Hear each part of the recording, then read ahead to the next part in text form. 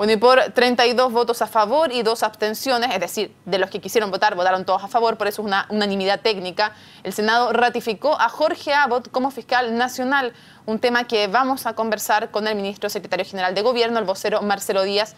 Ministro, muchísimas gracias por acompañarnos. Y lo primero que quiero preguntarle, o sea, está en Casa Piedra, en la cena va a empezar en un ratito más de la Sofofa, quiero preguntarle si esta ratificación de Jorge Abot lo consideran también un triunfo de la presidenta Bachelet, que propuso este nombre. Buenas noches, Mónica. Bueno, un muy buen concepto el tuyo, unanimidad técnica. Mira, más que un triunfo de la Presidenta de la República, un triunfo del país, porque en el proceso de asignación del fiscal nacional intervienen los 3 poderes del Estado. La Corte Suprema, que propone la quina, la Presidenta, que elige un nombre de la quina, y el Senado, que lo tiene que ratificar o rechazar. Y hemos contado con el respaldo de todos los senadores que votaron hoy día para la elección de Jorge Abot. Y como lo dijo la Presidenta, para nosotros es esencial que se comprenda que la designación se inscribe, se enmarca dentro de un objetivo que es tremendamente relevante, que es disponer de todas las capacidades que la ley le entrega a la Fiscalía en el combate a la delincuencia. Ese es el corazón de la designación, de la proposición que hizo la Presidenta de la República, y creo que hoy día con la exposición del fiscal Abot y luego la votación del Senado queda ratificado que fue una propuesta acertada y que el fiscal va a contar no solamente con sus capacidades, sino que además con todo el respaldo para cumplir esta función. Ministro, claramente Jorge Abot no era el que generaba más consenso entre los senadores. Se había ido armando un consenso, aunque la presidenta tuviera que proponer el nombre de la quina, se había armado un consenso especialmente también, no solo en la alianza transversal, sobre José Morales como alguien que les daba más garantías a los senadores. En ese sentido, no postular a José Morales, haber elegido el nombre que la presidenta consideraba el más adecuado, ¿fue también una señal de fuerza frente al Senado? No, mira, es el ejercicio de una facultad que la Constitución le entrega de manera privativa a la Presidenta de la República.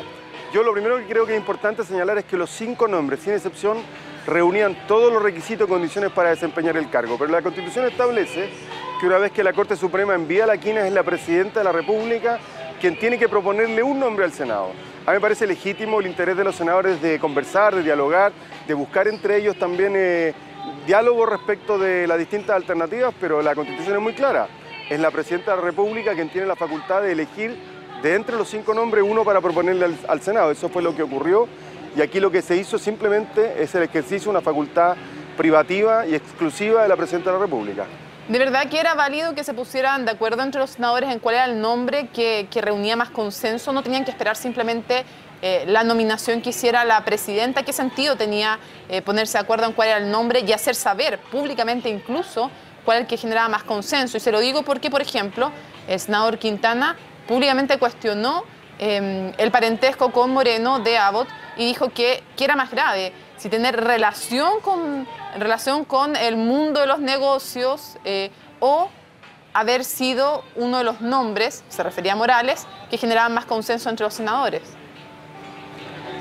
No, pero mira, Mónica, nosotros siempre dijimos que los diálogos y conversaciones que tuvieran los parlamentarios no correspondía a un acto sobre el cual el gobierno, hecho sobre el cual el gobierno le correspondiera pronunciarse. Nosotros no regulamos ni la actividad ni las reuniones que los parlamentarios puedan sostener. Lo que dijimos es que una vez que haya sido notificada la quina a la Presidenta de la República, ella iba a proponer a aquel que estimara reunía las condiciones que ella consideró para ser presentado al Senado. Por lo tanto, aquí, en lo que respecta al Ejecutivo, nosotros respetamos de manera íntegra todo el itinerario que la Constitución establece. No nos pronunciamos sino hasta que correspondía al Ejecutivo y que la Presidenta se formó una convicción respecto de las cualidades que reunía Jorge Abot para encabezar este periodo al mando de la Fiscalía. En consecuencia, yo no puedo emitir un juicio respecto de si los senadores se reunieron con tal o cual o dialogaron entre ellos, porque no es algo que le corresponda al Ejecutivo. Al Ejecutivo le corresponde, y en particular al Presidente de la República, elegir a uno de entre los 5 nombres propuestos por la Suprema para que el Senado se pronuncie. Ministro, eso fue exactamente lo que ocurrió. Sí, y al gobierno le preocupa que Jorge Abot haya tenido que ya declarar que se va a inhabilitar respecto del caso Penta. No, en lo absoluto. Mira, las normas en general, las leyes regulan lo que debe hacer una persona que se encuentra en un cargo público cuando hay un vínculo de parentesco con alguna persona que pueda eventualmente afectar o generar un conflicto de interés. En consecuencia, este es un dato de la causa, las relaciones de parentesco en este caso eran hechos públicos, puede que algunos no lo conocieran, pero un hecho público, no es algo que se pueda ocultar, y lo que corresponde es lo que ha dicho hoy día el fiscal Abbott, en el sentido de que si le tocara algo en relación a esa causa, se va a inhabilitar. Creo que ha hecho exactamente lo que uno tiene que esperar de alguien que cumple una función pública, cualquiera que ésta sea, y especialmente una tan relevante como la de fiscal nacional. Ministro, respecto a la cena en la que usted se encuentra ahí en Casa Piedra, cena de la Sofofa, la presidenta dijo que no alcanza a llegar, es lo que le ha comunicado la avanzada presidencial a Herman von Muhlenberg, con quien conversamos hace un ratito, y el gobierno ha dicho que hace semanas que estaba agendado el viaje de la presidenta Bachelet. Sin embargo, el alcalde de Cerro Castillo, Emilio Alarcón, señaló que recién ayer le habían llamado para decir que iba la presidenta. ¿Cuál es la versión real? No, la versión es que efectivamente la agenda de la presidenta se prepara con semanas de anticipación. A veces, por cierto, los últimos detalles se van afinando horas antes del viaje, porque muchas veces pueden surgir imponderables. Pero al margen de eso, yo me quedo con lo que dijo la presidenta esta mañana. No miremos debajo del agua. Si hay algo que la presidenta está haciendo es dialogar con todos los actores y sectores. Ayer se juntó con la CPC, hace algunos días estuvimos acompañándola en un encuentro en el CEP. El viernes se va a reunir con la directiva de la SOFOFA. Creo que eso es parte de la cotidianidad de la vida política del país, en particular de la agenda presidencial. La presidenta está permanentemente en terreno, va a regiones permanentemente, y en consecuencia a veces se producen estos conflictos de agenda, pero no hay hechos particulares ni hay que mirar con suspicacia asuntos naturales de conflictos de agenda que se producen a veces. Yo lamento, pero es mi trabajo justamente mirar con suspicacia, y por eso mismo le pregunto, ¿no es un gesto inamistoso no estar en una cena que se define, además todos sabemos la fecha, la cena de la Sofofa, con muchísima anticipación? ¿No es un gesto inamistoso más en un clima en que el empresariado ha hecho críticas a raíz de los cambios estructurales, laborales, constitucionales, en fin, que ha realizado el gobierno? ¿No puede tomarse como un hecho o un gesto poco amistoso? Yo espero que no, creo que no hay razón para aquello. Vuelvo a reiterar que se va a reunir el próximo viernes en La Moneda con la directiva de la SOFOFA. Si hay algo que anima a este gobierno es dialogar con todos los sectores, incluso respecto de las materias donde tenemos diferentes perspectivas o miradas sobre las cosas. Eso es parte de las instrucciones permanentes de la Presidenta de la República. Y por lo demás, en esta misma cena vamos a estar un número significativo de ministros del gabinete de la Presidenta Bachelet, encabezados por el ministro del Interior. Por tanto, yo no veo razón alguna para que pueda ser interpretado como un acto inamistoso. Por el contrario, reitero, nuestra presencia acá ratifica la voluntad del gobierno y de la presidenta de dialogar permanentemente con todos, incluso con aquellos que tienen diferencias respecto de la agenda que está impulsando el gobierno. Eso es lo más normal del mundo, y es por lo demás, reitero, una instrucción de la presidenta de la República.